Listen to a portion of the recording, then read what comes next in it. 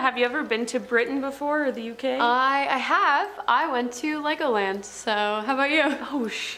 I doubt Legoland's gonna appear on this list. No, I don't think so. I don't think Legoland is a disturbing small town hiding pure evil. But stay tuned to find out what R is. Starting off our list today, we have Beachy Head, located in Eastbourne, UK, and home to the Beachy Head Cliff, aka the highest chalk-sea cliff in Britain, standing at 162 meters, 530 feet above sea level. The area is beautiful, but it hides an incredibly dark secret. Since 1965, at least 500 people have died at the cliffs. One notable death would have to be that of Jessie Earl, who was found in 1983 at the base of the cliffs 9 years after she disappeared. While many deaths that have occurred at Beachy Head relate to either accident or intentional self-inflicted harm, this particular death was ruled as a killing, as clear signs of foul play were more than evident. Jessie's assailant remains a mystery, but her parents strongly believe that her death was orchestrated by Peter Tobin, a serial killer who had lived in the area at the time of Jessie's disappearance. Due to lack of evidence and the level of decomposition on the body and lack of DNA, police were never able to link Tobin to the crime, but considering the fact that Tobin was a diagnosed psychopath who enjoyed violating and ending the lives of young women and who claims to have taken the lives of over 48 women, I'd say there's a high possibility that he was in fact the culprit in this particular situation too. Next up on our list today, we have Mullinakil in Northern Ireland. I'm sorry, I probably absolutely butchered that. Northern Ireland is full of ancient legends and superstitions, but the small village of Mullinakil is home to one of my personal favorite spooky tales, the Headless Horse. Not the Headless Horseman, the Headless Horse. This story starts off during the period of the Napoleonic Wars, so between 1803 and 1815. During this time, Sir William Verner, who hailed from Mullinakil and was a soldier, headed off to fight in the battle, and when he left, he brought with him his favorite horse, Constantine. Sadly, during the battle, Constantine the horse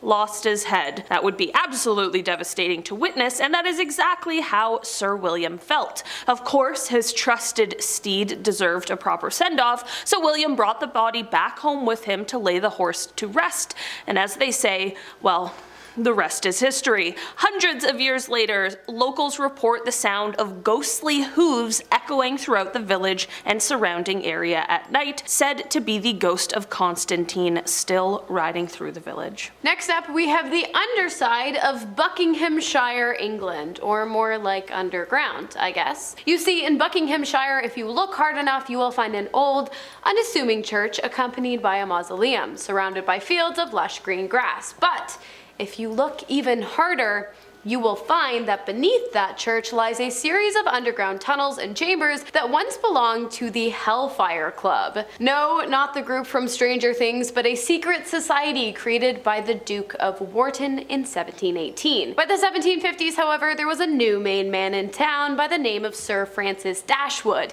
and he founded his very own Hellfire Club and built the tunnels as a secret meeting place for its members. So what went on below the earth of the countryside? No one exactly knows. It's a secret club, obviously, and all the records of the club were actually burned when the secretary died. But it is believed, and it has been speculated, that the tunnels were used for various debaucherous activities such as sex parties, pagan rituals, satanic worship, and even human sacrifice. If you go down there, let me know if it's haunted, if you find any sigils. Just let me know in the comments if you've been. Next on our list today, we have Stirling, Scotland. Stirling is a beautiful market town located in central Scotland that is surrounded by incredible farmland, and while it is filled with amazing tales from history, it is also full of creepy tales of ghostly hauntings as well. You cannot visit Stirling without seeing the incredible Stirling Castle, which sits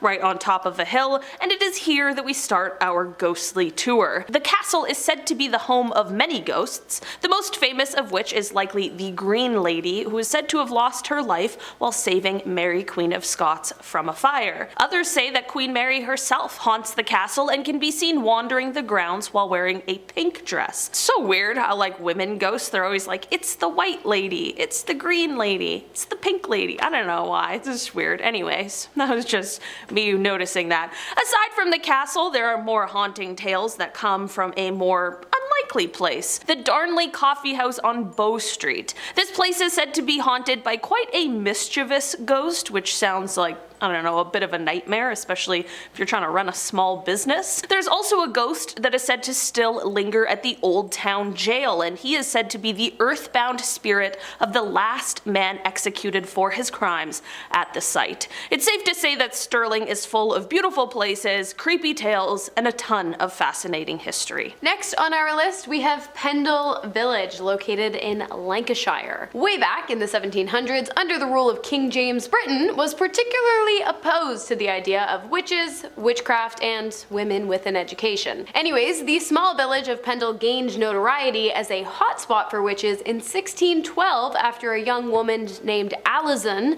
not Alison, that's Alizon with a Z, Device, had placed a curse on a traveling salesman. Alison had been begging on the side of the road when the salesman passed by. She asked him for some pins for whatever reason, but he refused. And so she cursed him, and he immediately became paralyzed and fell onto the ground. Okay, so I know usually these stories are like, she can do math, burn her, she's a witch, but like, this kind of sounds pretty legit. Anyways, she was arrested, along with 9 others accused of practicing witchcraft. In August, all 10 of them were taken to the gallows, and among them were Alison, a woman named Alice Nutter, 5 other young women, 2 men, and 1 elderly woman in her 80s. Coming up next, we have St. Osyth, which is located in Essex. This small Essex village has quite a disturbing history, beginning with the story of Princess Osyth herself. Princess Osyth was the daughter of a Mercian king and was said to have been raised in a nunnery. She later became an abbess and founded a convent in what is now St. Osyth, Essex. According to legend, Osyth was martyred by Danish invaders who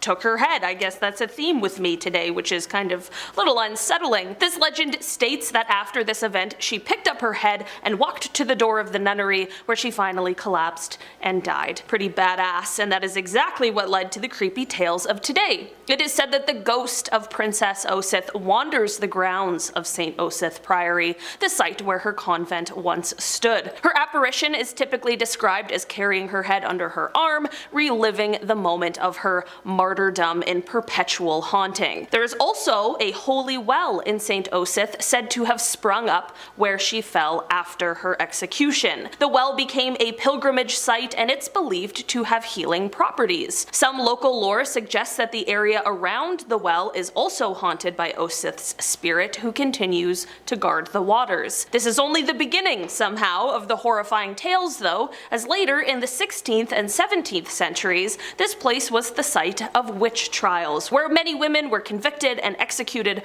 on the grounds of being accused of being witches. You know, could do like 4 + 4 and suddenly you're a witch. One final thing I'll say about St. Osyth is that this site is also said to contain Britain's most haunted home, known as the Cage. This house has seen many owners over the years, none of which have stayed long before being driven out of the house by a very violent presence. They should put that thing on Airbnb and just see what happens. I'd stay there, why not? One night? What are you gonna do, ghosty? Next up, we have Wigginton, Staffordshire. Honestly, the names of these towns are pure gold. What goes on in them? Not so much. This particular town is home to a particularly gruesome killing that took place in June 1972. One evening, a young woman by the name of Judith Roberts decided to go for a bike ride. She said goodbye to her mother, headed out the front door, hopped on her little green bicycle, and made her way down a quiet country lane. She was never seen alive again. Sometime after she set out on her bike ride, she was snatched and killed by blunt force. Her body was hidden in a field. There was a soldier living in the town at the time of Judith's death, Andrew Evans, who had been obsessed with the young woman. In fact, he even admitted to having vivid dreams about ending her life. And after she died, Evans went to the police station to request photos of the crime scene, and he ended up confessing to being the killer, but he later withdrew his statement and accused the police of using a sedative on him in order to obtain a false confession. His conviction was overturned and he received almost £1 million in compensation. For those who are not British, pounds are money. Judith's death was never solved, but some people believe she was killed by Peter Sutcliffe, aka the Yorkshire Ripper, who in 1981 received 20 life sentences for ending the lives of at least 13 separate women in the area, so not a far stretch. Next up on our list today, we have Pluckley in Kent. The village of Pluckley, which I just said, located in the county of Kent in England, is known for being one of the most haunted villages in the entire country. There are numerous ghost stories associated with the village, many of which have been passed down through generations. One of the most famous tales is that of the Screaming Woods, a dense forest area on the outskirts of the village. According to legend, the woods are haunted by the ghost of a highwayman who was caught and killed by villagers, and his screams can still be heard at night. That's absolutely chilling. Another famous ghost story involves the watercress woman. We had the green lady, the pink one, we got the watercress woman now. A ghostly figure who is said to appear near a stream in the village carrying a basket of watercress on her arm. It is believed that she lost her life in the stream while picking watercress, and her ghost has been seen by many villagers over the years. Other reported sightings include ghosts of a monk, a schoolmaster, and even a haunted pub.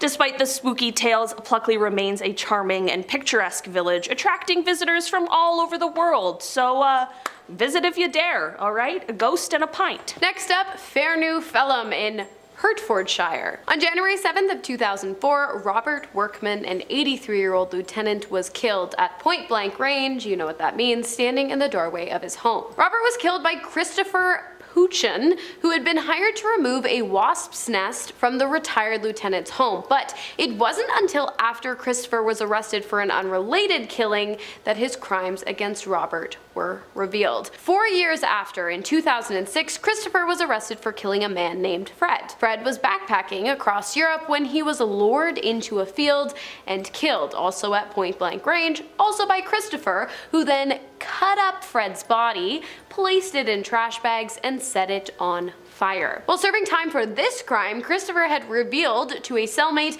that he had been the one to kill Robert back in 2004.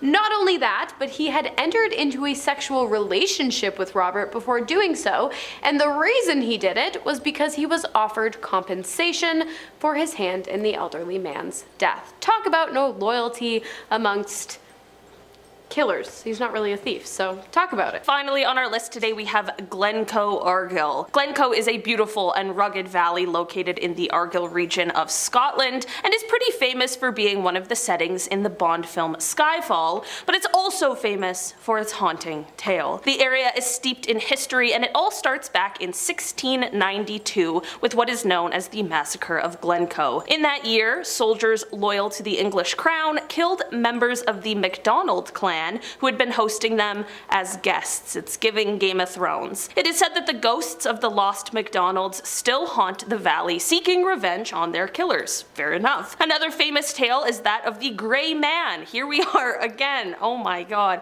According to legend, the Grey Man is a ghostly figure who is said to haunt the summits of the mountains in Glencoe. His ghostly presence has been reported by many climbers and hikers over the years. Alright guys, that has been our list for today. Thanks so much for checking it out. Yeah. Would you go to any of these haunted places? I might check it out.